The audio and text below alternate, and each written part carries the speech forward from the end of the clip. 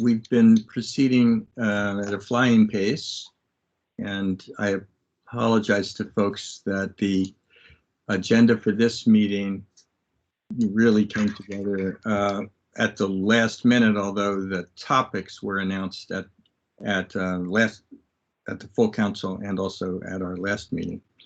And it seems to me we've got three things to do today.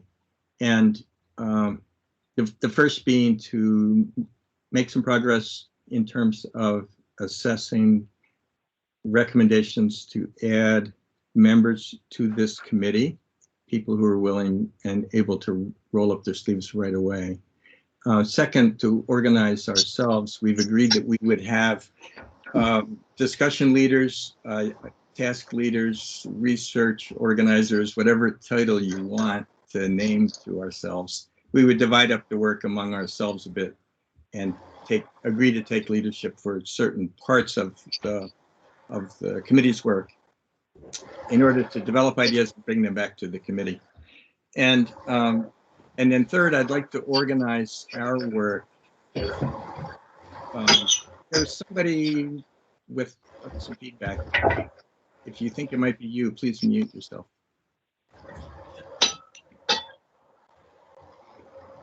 And third, I would like to begin a conversation about what our expectations are, and in two ways. One is, what criteria would we apply to the climate mitigation solutions that the committee needs to come up with?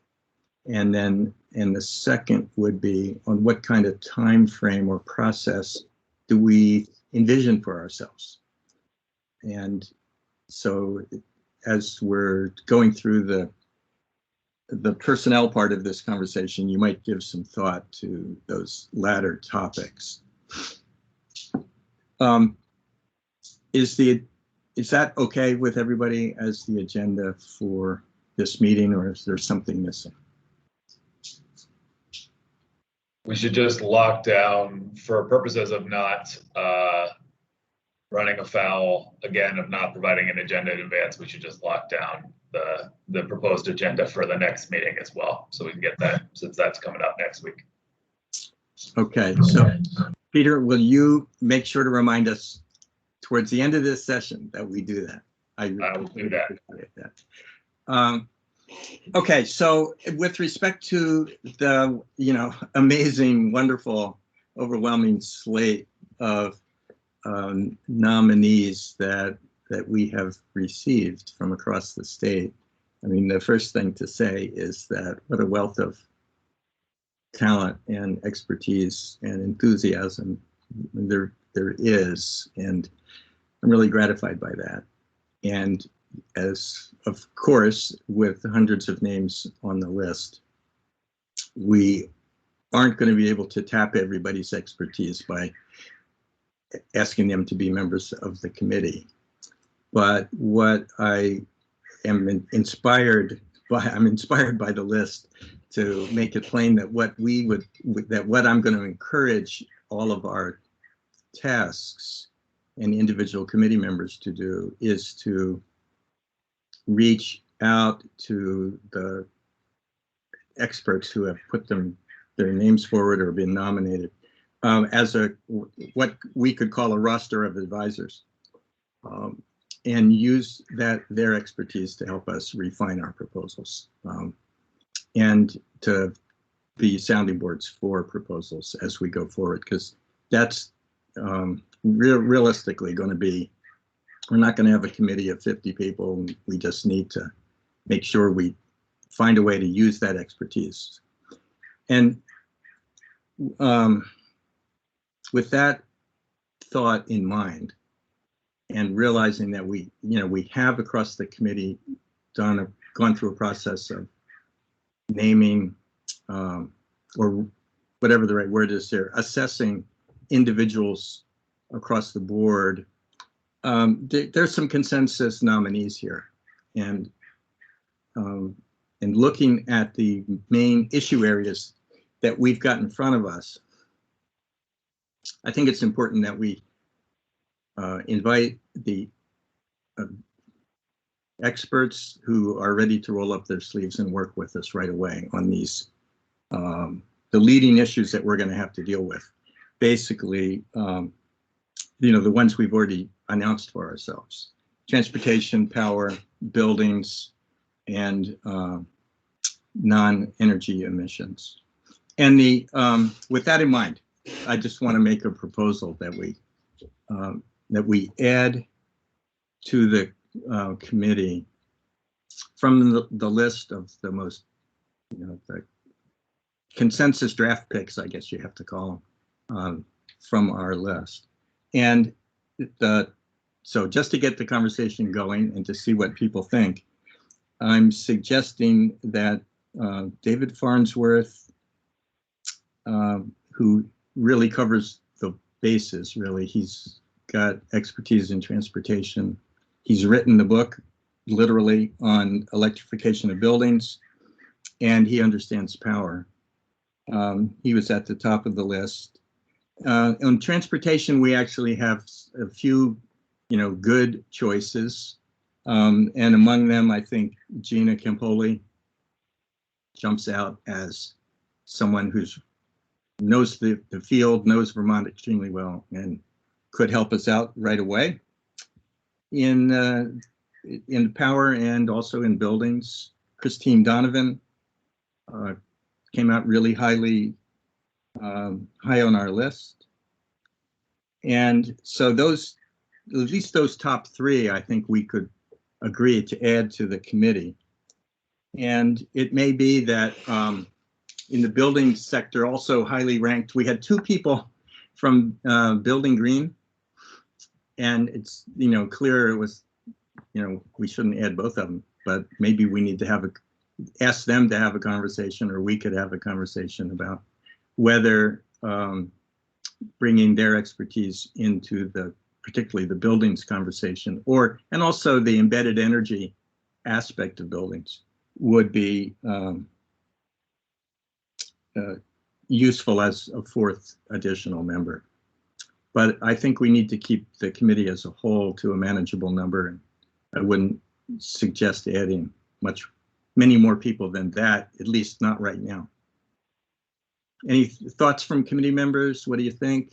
I mean, I realize this is a consensus kind of process. Jared, you're muted. Thanks, Rich. I would first say I think that those 3 or 4, depending on how we count,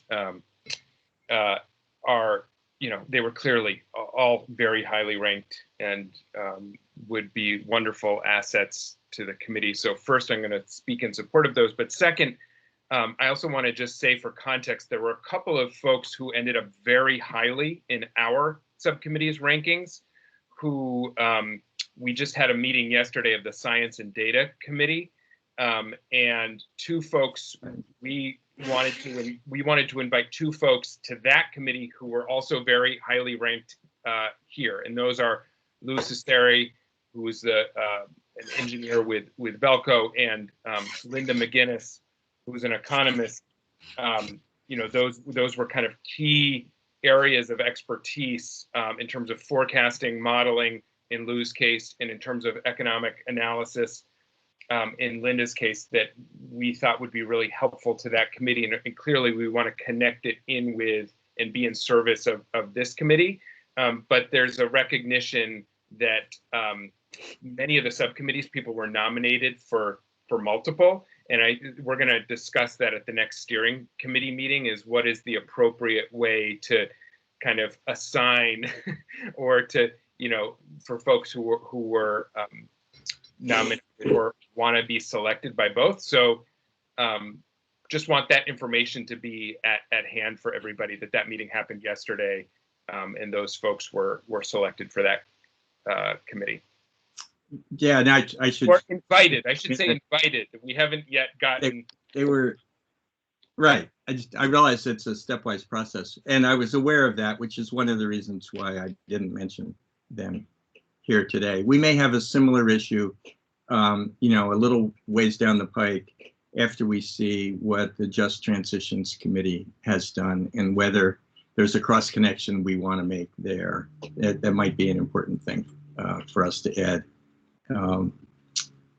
later. And I also wanted to leave us a little headroom in the count. You know, we already have a fairly large committee, and even adding 4 makes things more complicated. But it's, in my mind anyway, we could add people later if we needed to. But I would like to see how the reaching out to folks as advisors to work on tasks is also an efficient way of getting that expertise tapped for what we need to do. Any other comments, reactions? Are we okay to go with that, or would you like to do something else? Peter, I see your hand up. I just wanted to speak in support of the concept. I think in my understanding and thinking about what you just said is sort of we need to think about who we add to the subcommittee as those who can help us evaluate the effectiveness of various policies relative to each other, and to have that broad expertise. We are going to need the slate of others to help us develop and vet and raise and, you know, all the different ideas that are going to come up as part of our individual work within each of the sectors. And so to me, or within, to me, it you know, that's how I think about it. I think your approach is a good one in terms of the ones that elevate to the top are those that have the ability to help us all sort of make that final set of recommendations to the council. Okay, then, Joey.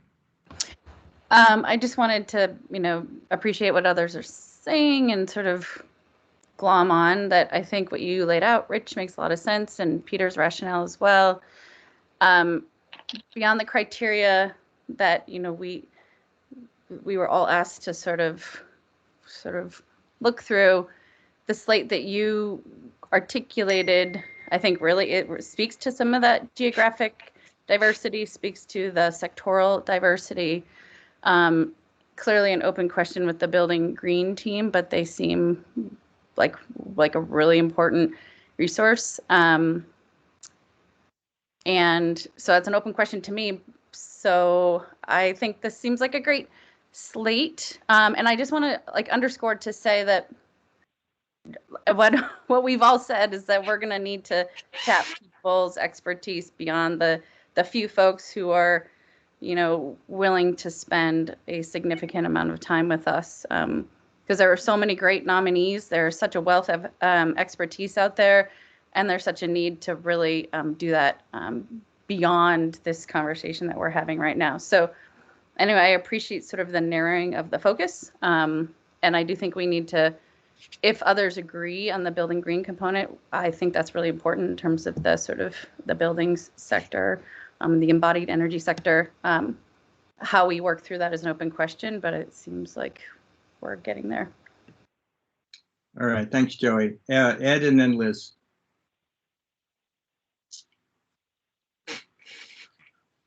Yeah, Ed? thanks. So generally supportive as well. One thing I will note is, and the 3 that you mentioned are much more of sort of a consulting think tank view rather than practitioners like Peter Bourne, who's going to have, here's somebody who's been delivering all different types of fuel over the last however many decades. And that's a practical side that I think I am a little bit worried about this subcommittee being more theoretical, intellectual, rather than practitioner. And so I guess that would be my choice for more somebody like Peter Bourne and somebody on the Building Green, a little bit more hands-on experience, I guess I would say. Thank you. And that's not at all to detract from the folks that I think all the folks listed in here are really good. Just wanted to add that perspective. Oh, thank you. That's a good point. Liz? Yeah, I'll actually pick up on that. I was going to ask a question, but the question was toward what Ed just said. The question is, do we know from the other committee chairs or from Jane whether the idea is that we will actually have kind of assigned liaisons from the other committees, particularly data and just transitions, like people that we work together with, like with a little bit of continuity? Do we know the answer to that question yet? So I can answer that to some extent. I think the answer for the science and data component is Jared, for the most part, since he sits on both subcommittees. Yep. and can provide that bridge. I think we're yet to determine. I think the just transitions, frankly, is yet to determine its overall lease on life and how it fits in with the rest of us. Okay, because the reason I ask is I think I would have more comfort with the slate that you put forward, Rich, if I knew that we would have the ability to get, Ed put it like the practical side. I was thinking like the, you know, everyday Vermonter side of the equation. And like, I know there are people who have been ranked highly by other subcommittees who have that practical experience, you know, either in a consumer product setting or in an actual delivery of services setting, or in a program setting for lower income Vermonters and that sort of thing. So if we were to get that kind of partnership through other subcommittee representation, that would be great. Otherwise, I think I would second Ed's point that we at least think about those kind of 3 or 4 key appointments with that issue in mind. Yeah, let me just respond with how I was looking at it. I agree with both of your comments, actually. And I think Peter Bourne, for example, you know, represents that practical, you know, service delivery side of things, which you know, I admire, and I think that's a perspective that we need. The other area where I thought we could use assistance one way or another has to do with the weatherization world, you know, the delivery of services to low-income Vermonters. And so I, in my own mind anyway, was leaving open a slot or two on the committee for that kind of person. So I want to be really clear that I wanted to see what we were going to get in terms of representation from the other committees, and then leave ourselves a little space perhaps to add Peter or one of the weatherization. We have at least 3 totally experienced weatherization providers who are on our list. And it's impossible for me sitting here today to say, ooh, out of those 3 or 3 or 4 even, you know, here's who the person we should reach out to. We certainly want them, we certainly want their expertise advising us closely. And I just want to make it clear that I think we should leave some space for bringing that kind of expertise to the committee. We haven't talked.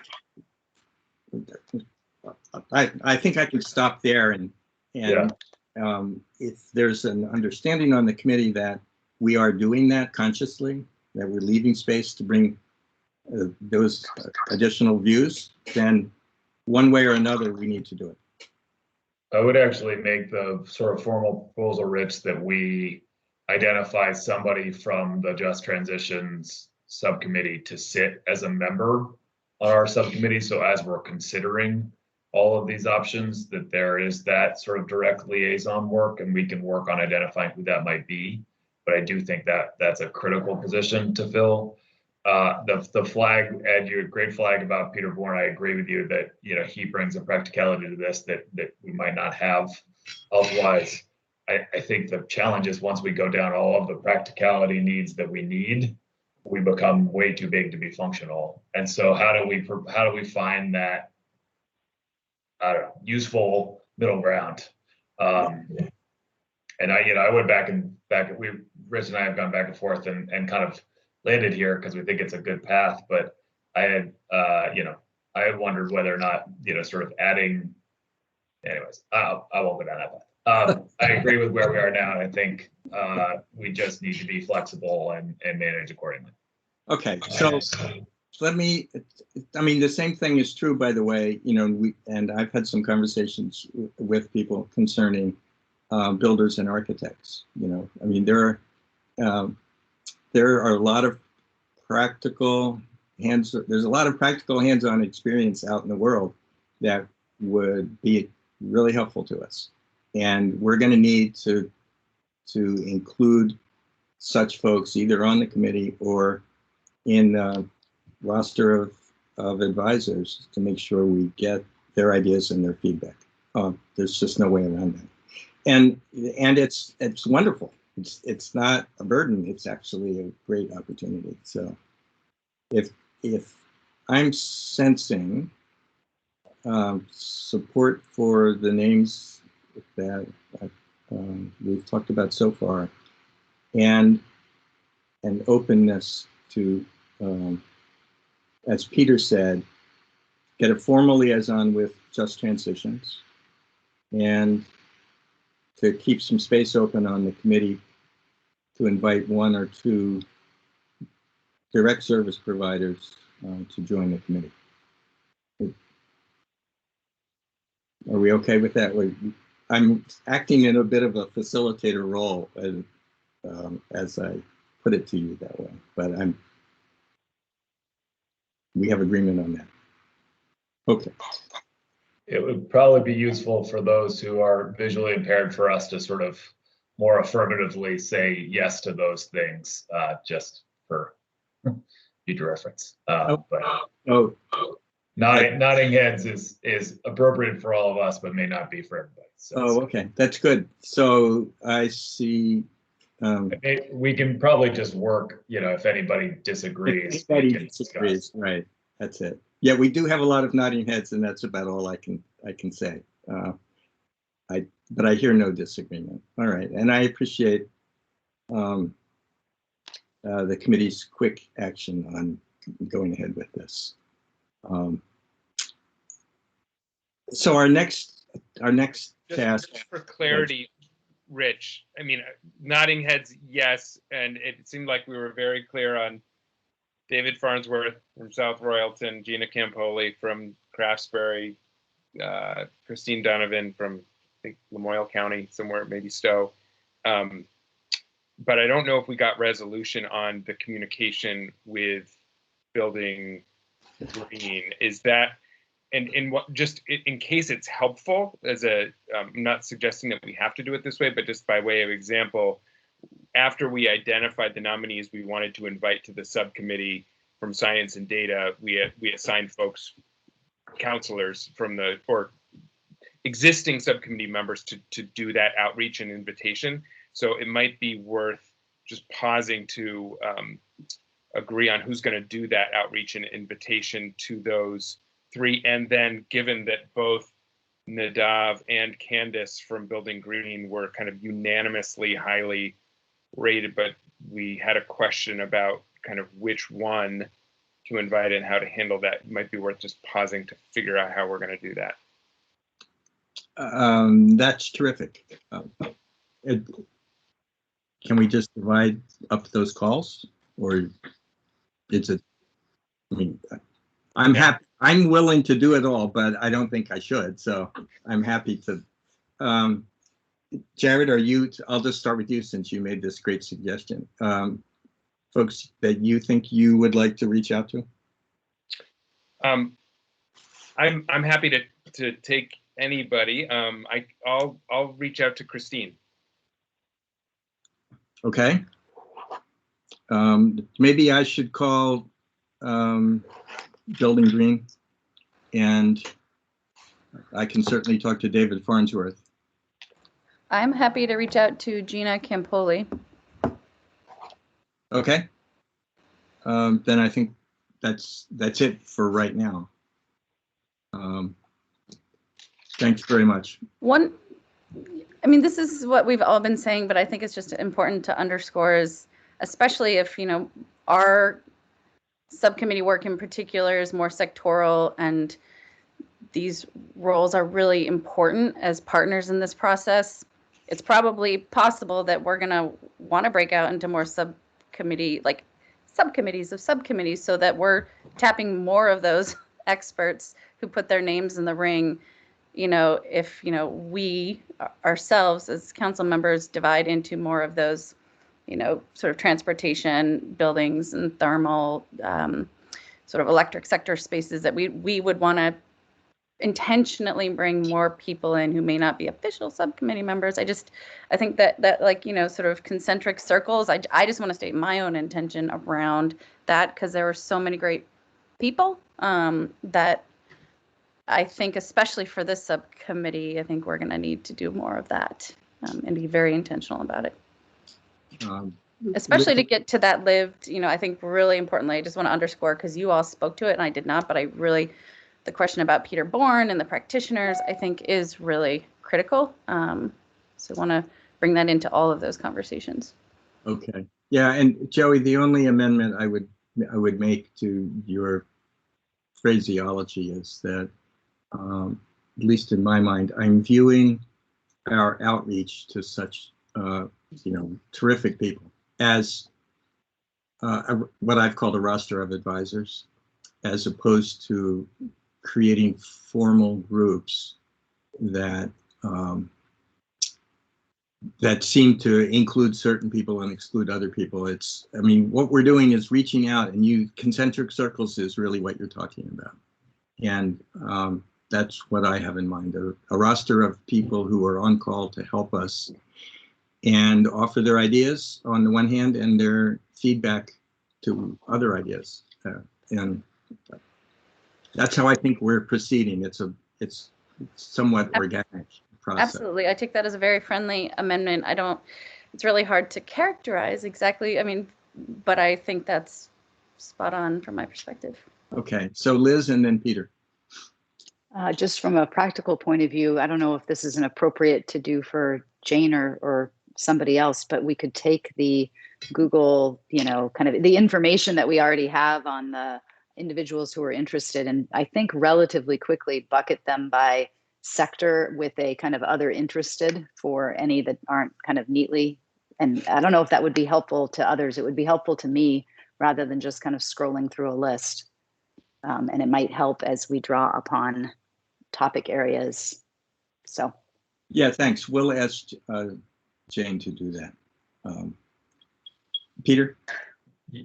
Yeah, so I really appreciate, Joanna, you putting a sort of clear, sort of marker in the ground that says, this is how we're going to do our work. That's going to be inclusive of lots of different perspectives. And we need all of that input, because the one or two people from the subcommittee who are tasked with kind of compiling ideas for different sectors cannot do that alone.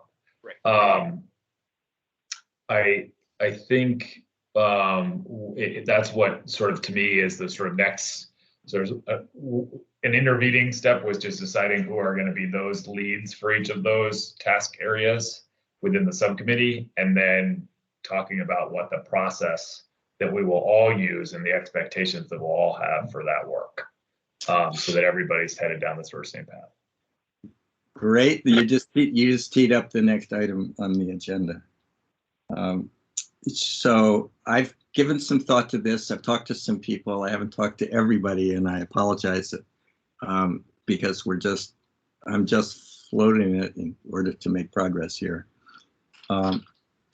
We've called them task leaders, discussion leaders, whatever, idea generators,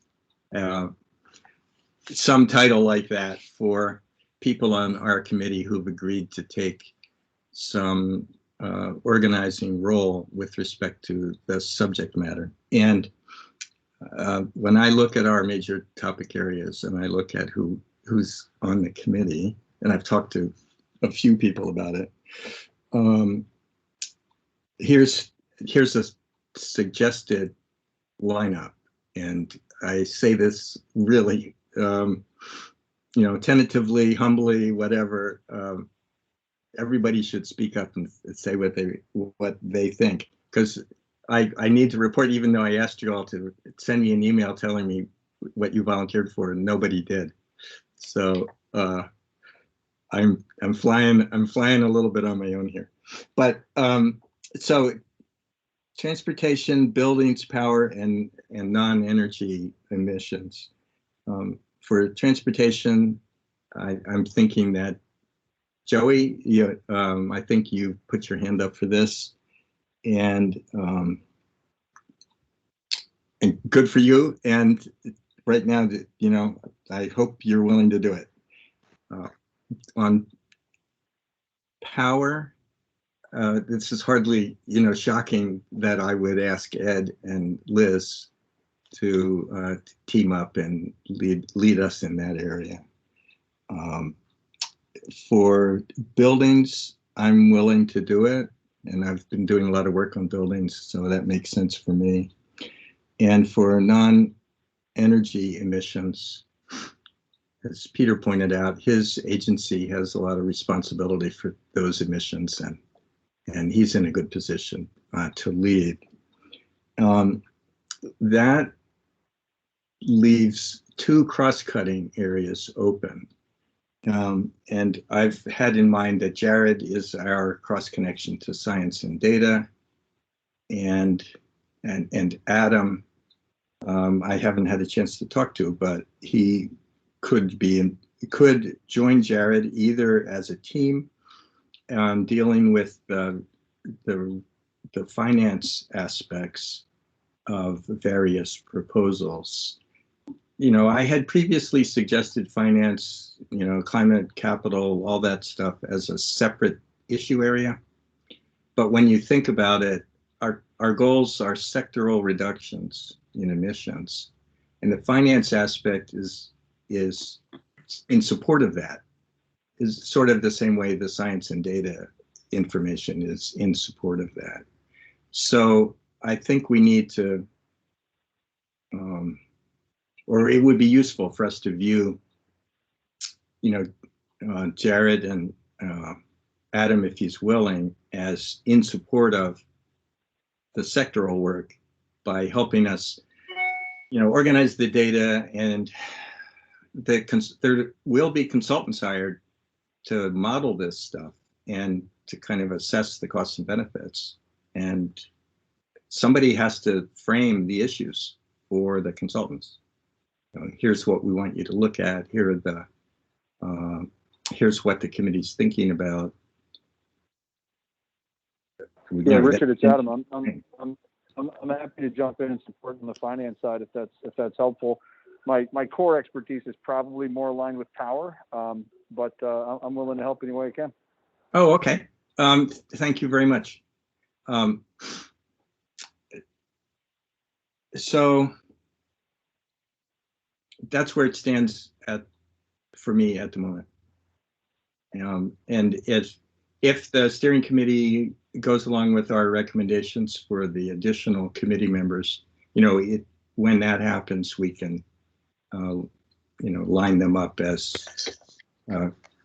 working on the issues that are most relevant or, to them.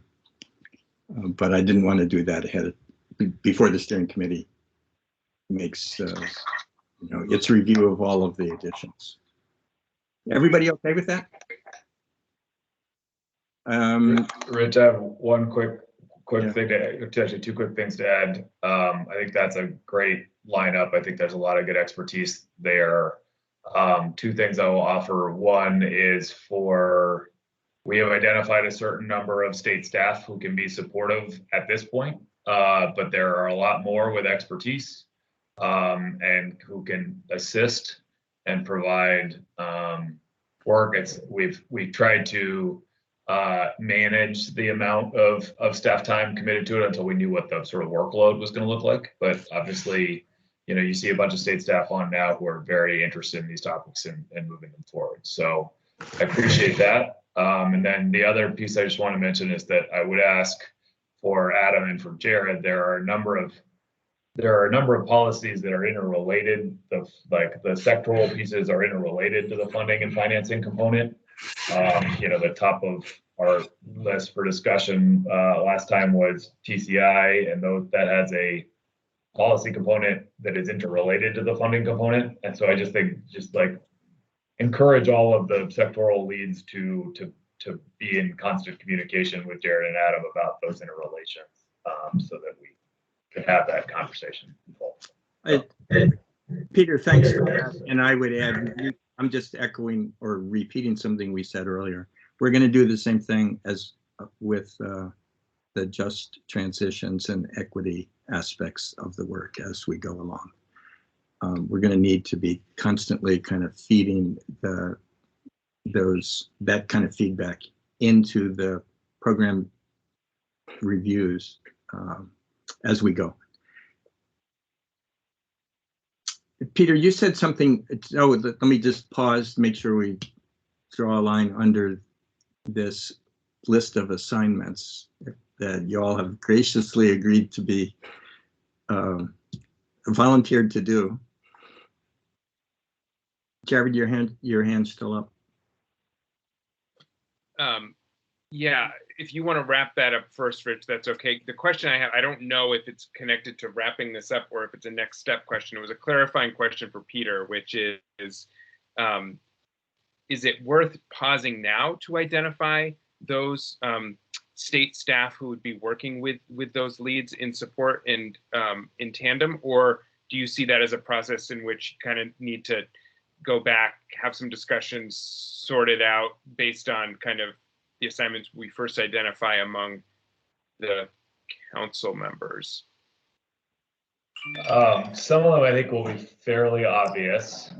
And I think sort of those who are on now, and we're all a relatively small community of state staff who all work together on these issues and can pull in the others who are helpful as needed. I wouldn't worry too much about making it formal at this point. All right, thanks, Peter. Let us, for clarity, to confirm the list of task leaders that we just talked about. Everybody okay with it? Is there any suggested change? Okay, we're good. Thanks everybody. So we've our next topic is kind of like getting into the thorny stuff, even thornier stuff. Joey? Sorry. Taking us back, and I apologize, just going back to and you guys can feel free to just say no, but going back to thinking more about this would be a team of 11 if the steering committee supports this slate. There is the flexibility of 8 to 12 subcommittee members officially.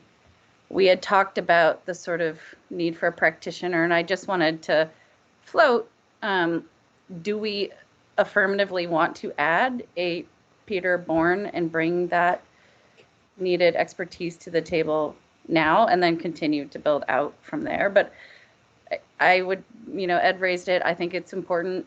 I think Peter's helped lead and demonstrate innovation, and we're going to need that. So I apologize for taking us back before we get into the thorny stuff, but it's just an open question that I didn't want to lie as I was thinking about it more. Thanks, Joey. Jared, you have a comment on that?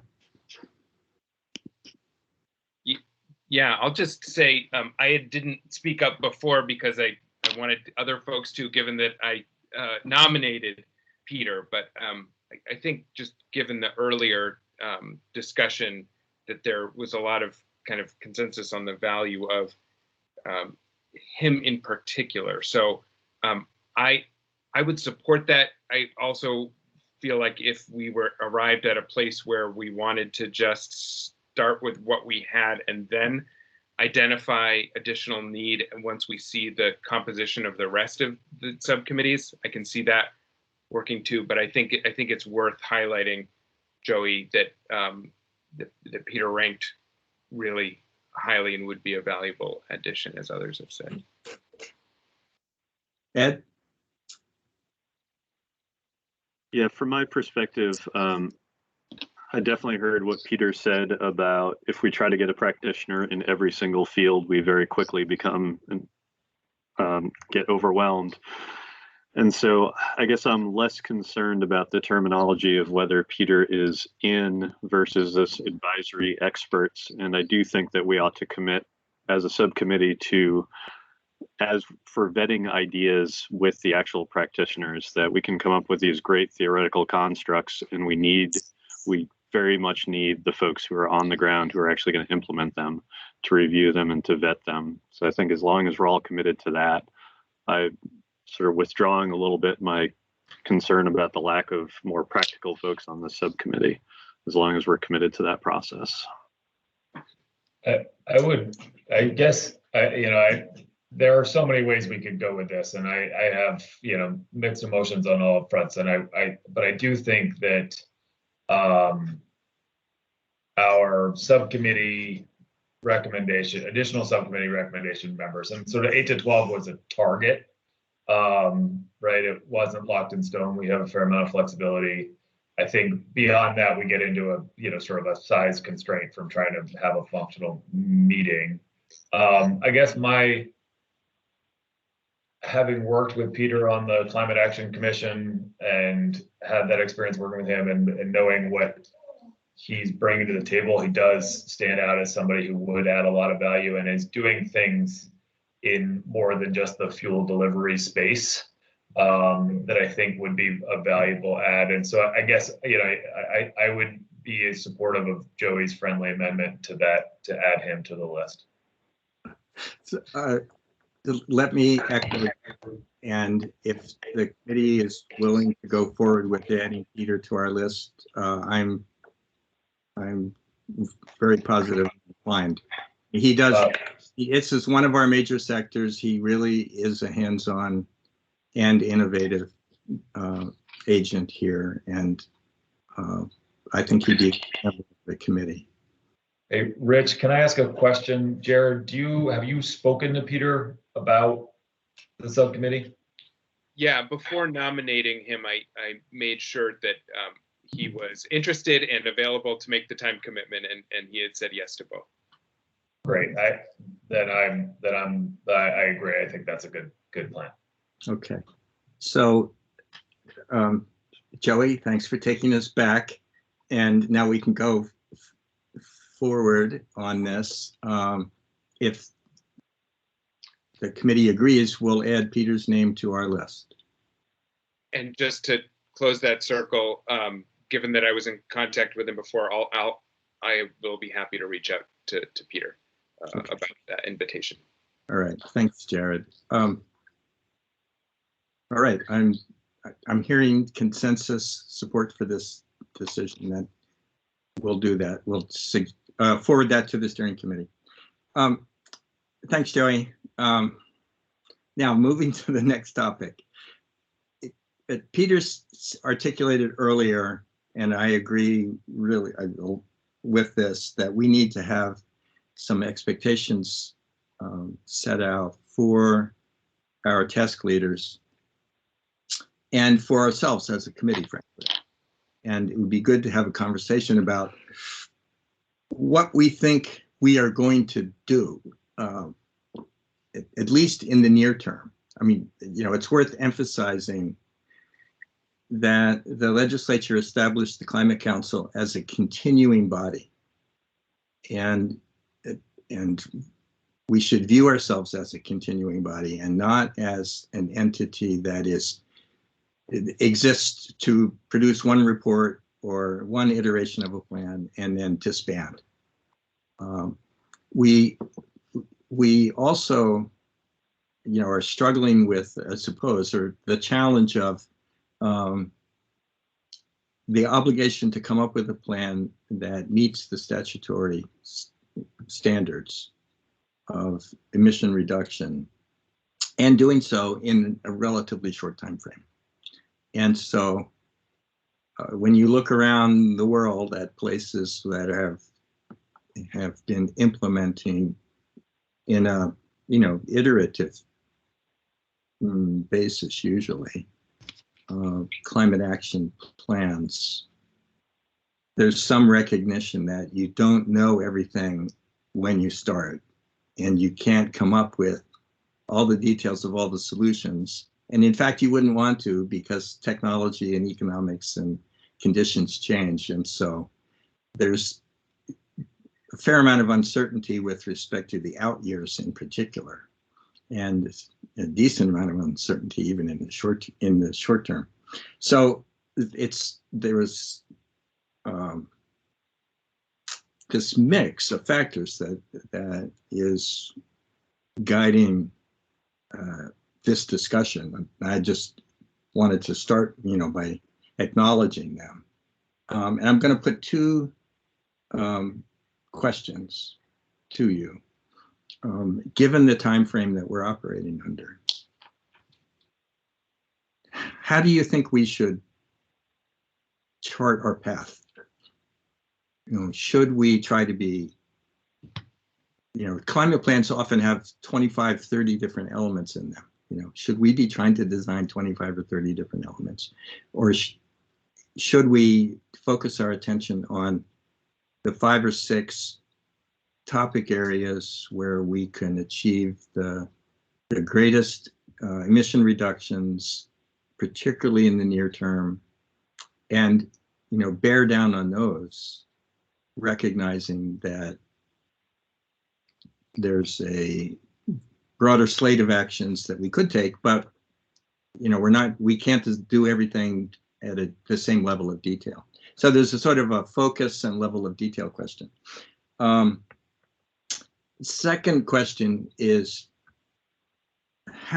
what criteria would we set for ourselves for assessing whether a policy proposal is ready for prime time and should be taken to the public or to the legislature or to the administration for serious analysis and action? And I'll stop with those 2 questions. There are probably a bunch more, and you may organize your thoughts somewhat differently. But it does seem to me that some of the criteria that we would want to have in front of us are that we would like the task leaders to organize their work so that they come back to us with what I would call actionable proposals, things that are realistic, particularly in the current decade. We're not going to come up with a plan for the hydrogen economy of Vermont, I don't think. Somebody would have to really talk me into that. They need to be ready to be communicated to the public in a way that we could get meaningful feedback when we go out to talk to members of the public about them. And they need to be refined to a point of detail, which doesn't mean intimate detail, but it does mean some point of detail, so that the hired the folks we're hiring to assess costs and benefits actually can understand what it is that they're assessing. There has to be some sufficient level of detail, but I think we don't want to we don't want to commit ourselves to locking in all the details before we even engage in the robust discussion about a policy area. I would say, I guess on my list of criteria is we need to focus on the largest savings that are the most cost effectively achieved in this decade, and equity components have to be built in right into the design and not just bolted on as an extra topic. All right, I apologize in a sense. I just wanted to give you my thoughts to tee this conversation up, and now it's over to you all.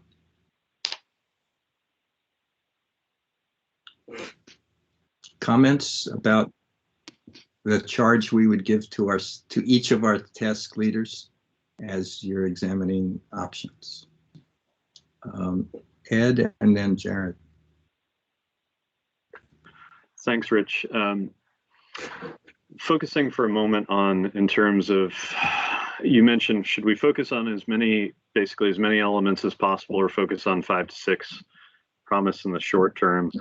And I guess the way I'm thinking about this is the way that DPS approaches integrated resource plans, the way that transition plan is you look at over a 20-year period, which is what we ought to be doing given USA and GHG reduction requirements, and look at, here's the broad framework of different options that we have going forward. And that's sort of the 20-year look, and then narrowing that down to the 5 or 6 most immediate, closest to no regrets policies that we possibly can have, and put a lot of meat on the bones on that, while still having at least a nice placeholder for the farther out policies, because I am worried about doing an either or, and I think what you said could be interpreted as that, and I just want to make clear that we need a little of both, with focus on the short term. Thank you. Jared? Yeah, just following up on what Ed said,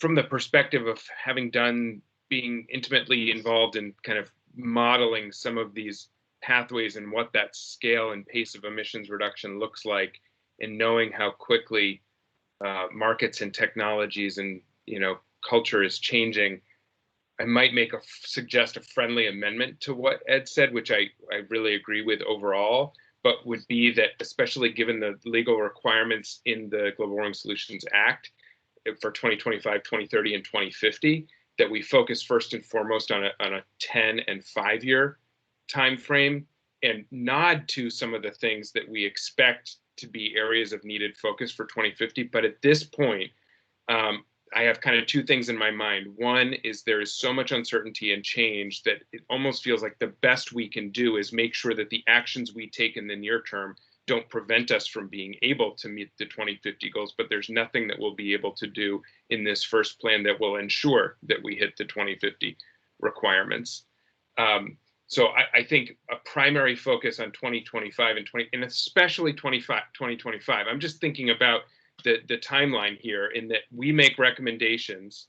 Next year, they get considered by the legislature, and ANR goes through a rulemaking process. Maybe some of those don't get implemented until 2023. And the history of implementation of, they're probably not going to make an effect on reducing emissions until 2024 or 2025. So I would, in terms of the level of specificity in our recommendations, I would prioritize working backwards from the 2025 and 2030 targets first and foremost, especially 2025, and then 2050. And I agree with all of the criteria that you said, Rich, in terms of proven and available pathways, the ability to communicate them, the ability to assess them, largest savings, most cost effectively achieved, and equity. I would say the maximum net economic benefit to Vermont and Vermonters is another way to put that. But through the lens of equity, making sure that those who have historically borne the highest costs of our energy status quo, which is placing such a burden on Vermonters and a drain on the state economy with our fossil fuel dependence, are the ones who are benefiting most from the transition. I think that's another key lens, but hopefully that's helpful overall framing. Thank you. Peter, you're next. Yeah, so I think we need to even think more fluidly in the time period we have. As Rich mentioned, this is an ongoing process. I think we also need to think about our subcommittee work as an ongoing process within the council's process over this year, because if we have to bring recommendations for consideration in May to the full council, Jared's right. We won't be fully baked in terms of what those things look like.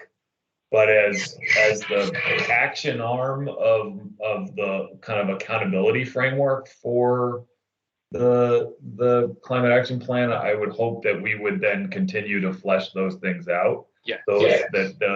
Because I have essentially a year to write rules for those things, and if they're quasi baked, right, then it just makes it a lot harder to get there for all of those pieces. There are a number of things that will require legislative action.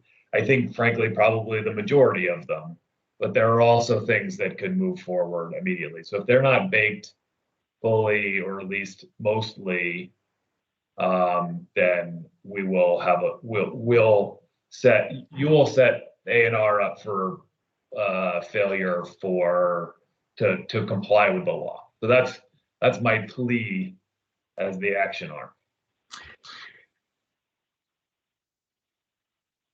Peter, thanks.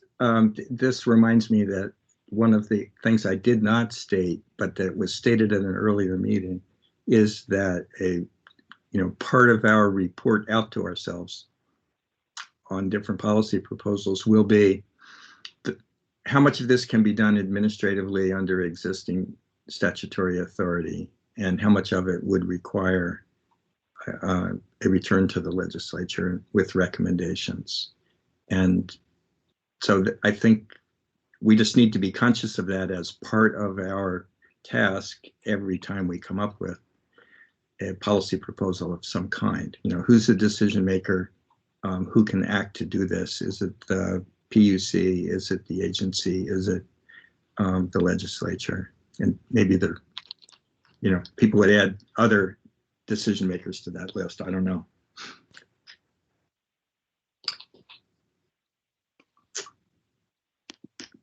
Okay. Thanks for that. I'm open for any more. I mean, we had that's a pretty good list of, thoughtful criteria for the work. I will probably have to, tangle with that list as we look at individual action items.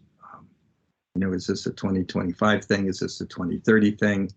Is this high on the list because it's a lot of tons, or the most cost-effective tons, or the most equitable tons? Or as we go, we're just going to have to deal with that. I see, Jared, your hand is still up, and Joey's up. Yeah, just briefly, I think we may have agreement on this, but I want to pause to test that, which is, given the time frame that we are on, I think that it'll be really necessary for us to make recommendations working backwards from the scale and pace of kind of transition and adoption that will be necessary to hit our targets and deliver maximum kind of economic and equitable benefit to Vermont and Vermonters, versus the alternative approach, which is come up with a brainstorm of policy ideas and regulations and then assess them for their emissions reduction capacity, and then 2 months from now realize they don't add up. So I think, since we know many of the pathways and the scale and pace of transition in these key emitting sectors that will be necessary, we need to start there and design policies to achieve that, versus start with preferred policies and then say, I wonder what they can do. And I just think that approach of designing the policies from the targets we need to hit, versus assessing the emissions benefit of the policies on the back end, will be A, more efficient and effective, and B, avoid the risk of getting too close to our deadlines and realizing that we haven't actually done the work that's going to add up to what we need to produce. Peter, response to that? Jared, I think that's a great point. I certainly agree with the concept of it. I think the one thing that I would want to be careful of is picking technology winners and losers in that process. Right. So if we were to take the analysis that you've done, that's an illustrative pathway, but right, if we were to not have the knowledge that that was an illustrative pathway and simply go into that work that way, we could end up prescribing policies that picked that pathway rather than allowed for technology to emerge that might be more effective. I'm not saying that's, I think your pathways analysis for 2025 is about as accurate a likely pathway as we're likely to see. Just really briefly, I totally agree with that, Peter. And what I was suggesting was more on adding up in terms of the sectoral share of emissions that we need to achieve, not picking specific winners or specific technologies. Although there's an extent to which we would have to model that, yeah, so that's complicated, but I just want to say that I hear you and agree with you. Yeah. So one of the open questions, I think relatedly, that I think we should keep in mind, and to me, it goes down to some of the questions around whether or not we're obligating each sector to meet its slice of the pie relative to 2005 or 1990, is that if we were to take that from the power sector based on our current emissions, I believe we've already met that piece. That said, we're going to have more electricity needs as a result of other policies. And I think it's going to be important for us to reflect on the relationship between those two. Yeah. Agreed. And Jared and I have had a conversation about the pathways analysis, that EAN has done, and acknowledging that it is based on some realistic numbers.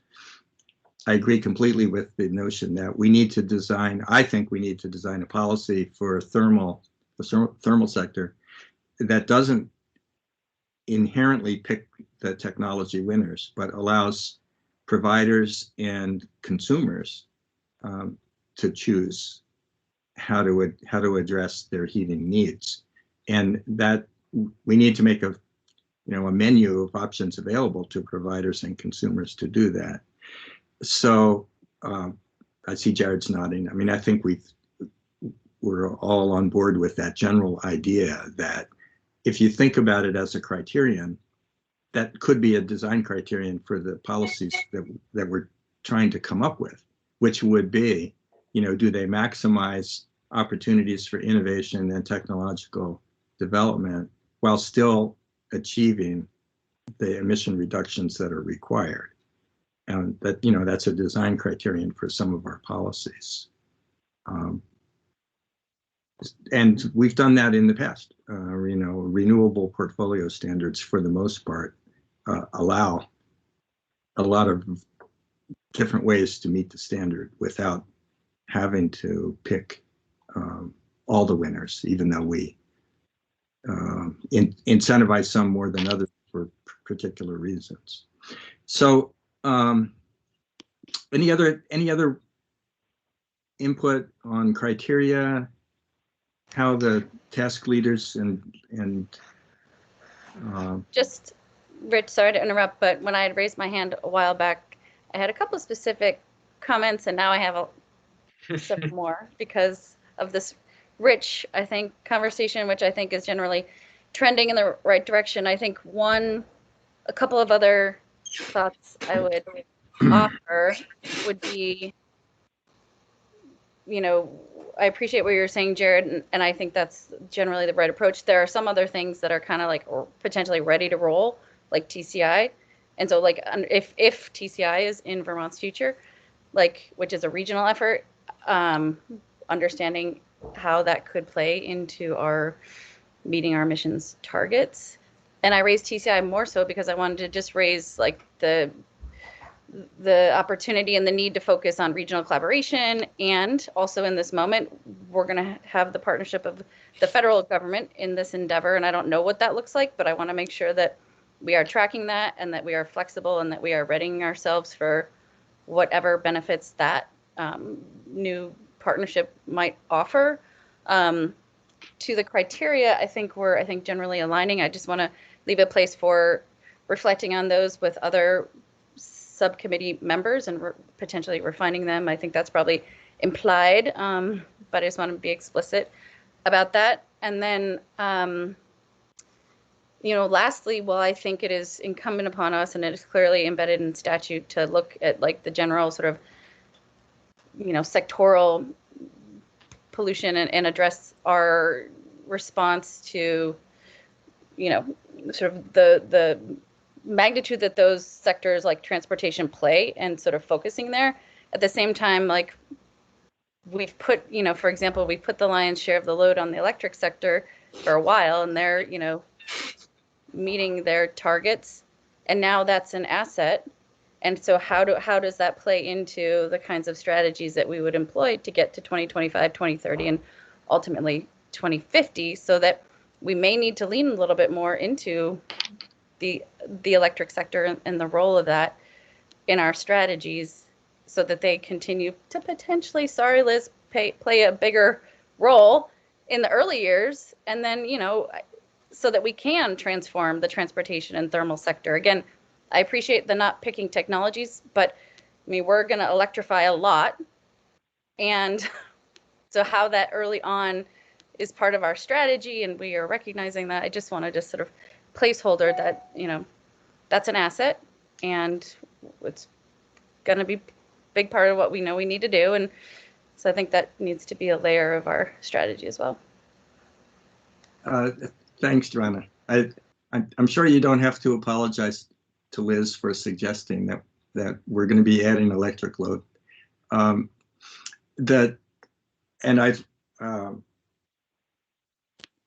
Exactly how we should organize, public policy to make that possible and cost effectively possible is a challenge for the power task that, that's part of this committee's task. So I'm, of course, personally excited by the prospects of seeing how that could work. It seems to me that it would be useful for us, maybe in the minutes or as an attachment to the minutes of this meeting, to kind of synthesize the list of criteria that we've discussed here, and we can probably, ask the task leaders and whoever they're meeting with to kind of take a look at that and annotate it as they go. But I'm hearing a pretty high degree of synthesis and consensus around the approach. But seeing it on paper and letting people, study it and comment on it would be a useful thing for us to do. Peter and then Liz. So just quickly, I agree. I think that would be helpful to see on paper. Maybe it's something we can have as the sort of first agenda item on our next meeting. A reminder, we're going to talk about the agenda of our next meeting here shortly. From a timing perspective, we have about enough time to do that and take public comment. I also want to just I forgot what my other thought was. So Liz, go ahead. Okay, so Liz? It's possible this picks it up. Rich, I think that sounds fine to put it down on paper. I just caution us to remember the subcommittee charter document as well. In other words, creating too much stuff that potentially creates, conflict or more than one place to look doesn't seem like a good idea either. So if we're going to do it, that's fine. I just want to make sure it's consistent with the documents we're already kind of guided by. Or maybe we have the opportunity to weigh in on that charter, frankly, and we could do it in the confines of that charter. Yeah, that might be good. Rich, I remember what I was going to say. Thanks, Liz, for prompting it. Is that not only we're talking about the sort of substance of what we'll consider, but I think one of the things that we need to all be in agreement on is how we utilize those concentric rings of engagement. And the challenge that we have now is that that's a bit of a placeholder discussion because of the work of the Just Transition Subcommittee and what they're thinking about in terms of overall outreach. But I want to make sure that we're all clear on the sort of that we will all be, regardless of what we evaluate, how we evaluate it will involve those concentric rings of engagement. So I just want to put a point in there. So thank you. Agreed. And Peter, you reminded us that we wanted to discuss the agenda for next time. So why don't we do that? Certainly, taking a look back at the committee charter and the criteria. I don't really have a strong opinion as to whether we need to revise the charter or simply to say, as we are going about our business, here are some criteria that guide our focus, you know, as an appendix, really, or a process roadmap. But I agree with Liz that it obviously has to be consistent with the charter, or we have to suggest revising it. So that can be on the agenda for next time. And taking nominations for other things we should talk about, but it does seem to me that given the very short amount of time we have available to us to put substantive policy ideas, emission reducing ideas on the table, that we don't want to wait very long before getting into the, you know, the merits. And I'm wondering openly, I don't have a proposal. The most efficient way for us to do that. Now, you know, one possibility would be to say, to ask each task leader and, you know, that person and their partners to come back to us with a short list of policy proposals that they think we should, you know, launch looking into, and perhaps a proposal for how much time you think it would take in order for you to put something with some meat, you know, meat on the bones on those ideas. And then, in other words, take the next meeting to do that across the board, like across all the issue areas at once. So a quick hit look at a big menu. And recognizing that in future meetings, what we should do is probably bear down on individual policy proposals that would be coming up to us from the task leaders, and to bear down on them and, you know, spend a decent amount of time getting used to them and probing and testing them. But that for the first go around, you know, maybe it's the smorgasbord, not just the freewheeling popcorn approach we did last time, but rather task leaders saying, here are my pick hits. These are the ones that I think we really should devote ourselves to. What does the committee think about that?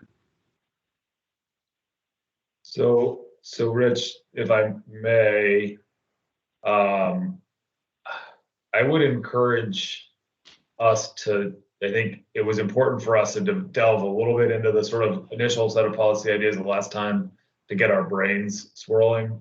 But what I'm hearing more and more is a consistent need to talk about how we're going to do the work rather than what work we're going to do, and make sure that we're all on the same page. And just as a reminder, we had talked about in the last meeting having an overview of the previous Climate Action Commission work, having Jared give us a little more detail on the pathways analysis that EAN has completed. And I see a need to go deeper into the subcommittee coordination discussion, and then talk some more about sort of task leader like process to individual process discussions, because I don't think we want to dictate exactly how people are going to do work or when they're going to do that work, but like just to make sure we're all on the same page, because we all have interests across the various sectors. So I guess I would propose those four items along with a kind of a homework assignment and then a discussion point at the beginning where we look at any proposed revisions to the charter to account for the considerations we just discussed.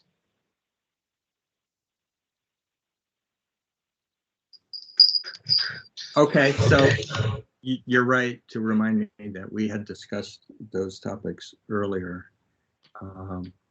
I agree that a report from you, Peter, or from someone else associated with the last climate action plan would be in order, because that gives us some of what I was actually looking for, which is a more focused look at the leading contenders for, emission reducing initiatives. And doing that in some combination with pathways review is it seems like a useful idea. And then I agree with you that asking the question, how are we going to work, and how are we going to make sure that the outreach is happening alongside the brainstorming and policy development is good for the agenda as well. So we may have filled up a meeting there, even a long meeting, if we do all that. I agree. And I think we should go with that and probably move to public comment if we can, given the timing. Yeah. Thank you. Liz, you raised a good point of we're all moving 90 miles an hour now, and we're going to need to bring new subcommittee members on to get up to speed with us. So I think that sounds great. I appreciate that. So we'll put together a draft agenda, but it sounds like everybody's good. So your homework assignment is to really think about process as task leads, as well as any needed edits to the charter, to the subcommittee charter that we want to have reflect our overall goals and values in this work.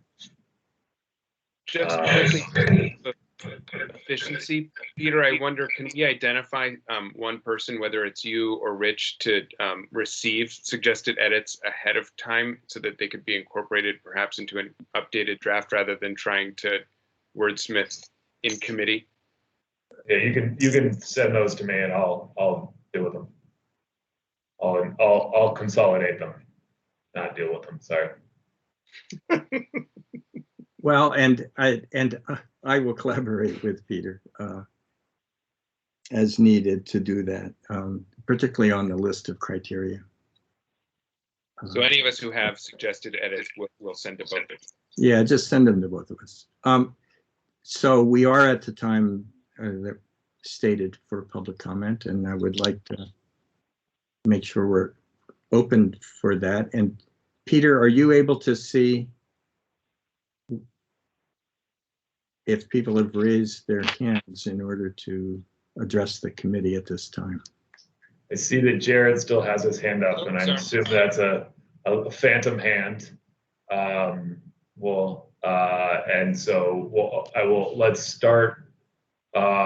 Let's start this time with anybody on the phone.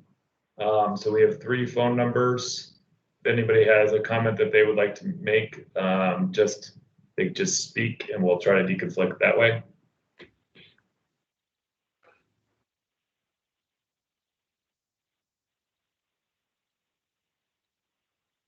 Okay. Not hearing any of the those participating in the video component or the online Teams meeting, if you could raise your hand if you would like to make a comment.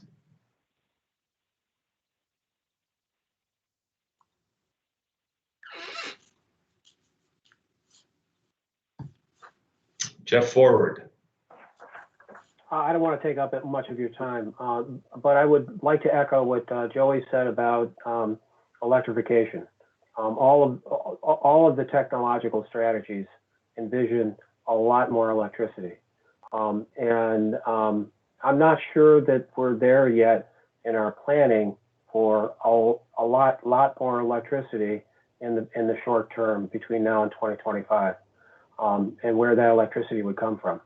It doesn't fit neatly into your buckets about regulation for electric utilities. But it really is an overarching issue that I'm not sure which committee would address, but it's something that will need to be addressed either within this plan or immediately following. Thanks, Jeff. Donna. Yeah, hi. Just have more of a question than anything. For those of us who are not subcommittee members, the meeting chat boxes are kind of one way to ask questions or to make comments. I just wondered if any of the committee members are actually looking at any of those comments, and because I think I've been I'm just looking at the ones that are made. There's some significant comments there. And how do those get incorporated into the work? And just in general, how does the public or non-subcommittee members, how do we interact?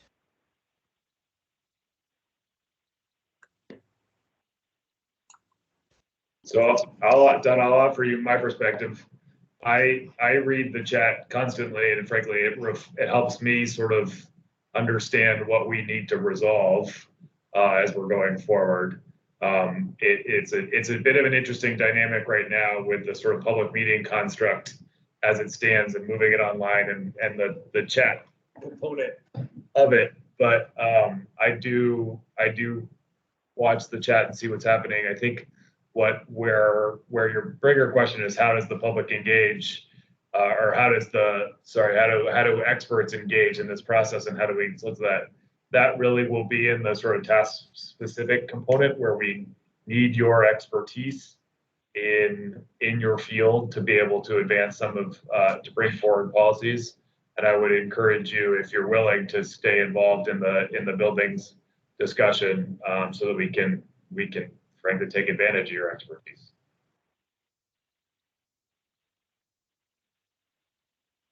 Yeah, and I would echo exactly what Peter said. I read the chat.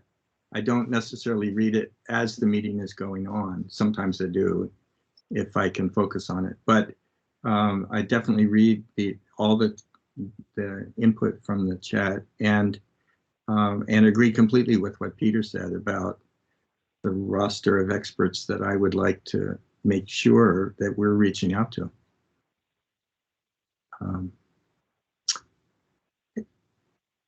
Any other comments, public comments at this point? Cheryl Hogan, you have your hand up?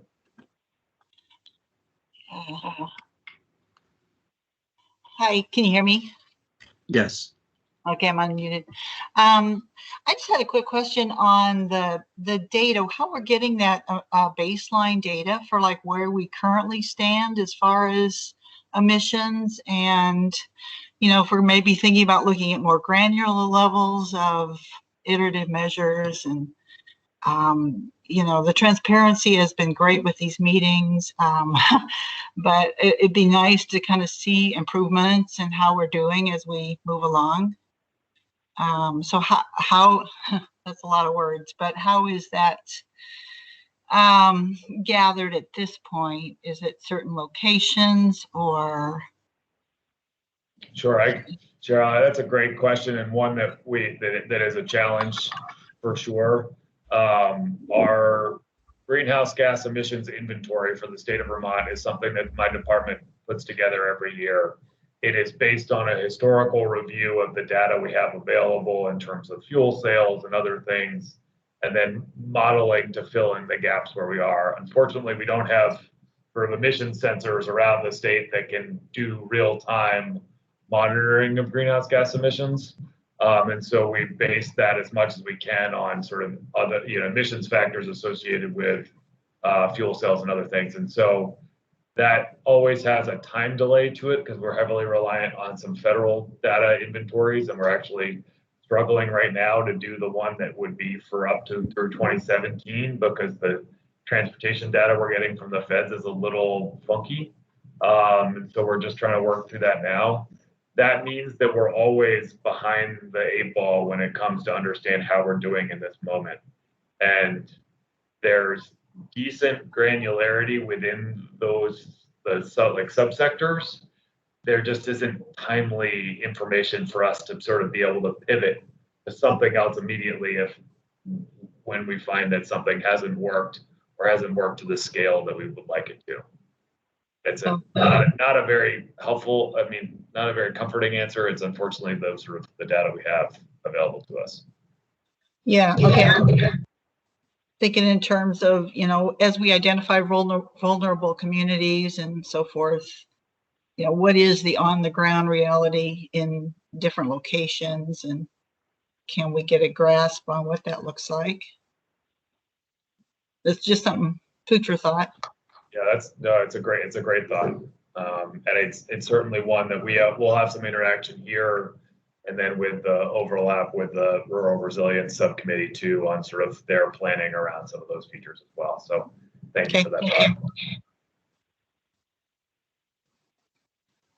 That is the last of the hands that I see, assuming Donna, your hand is a phantom hand.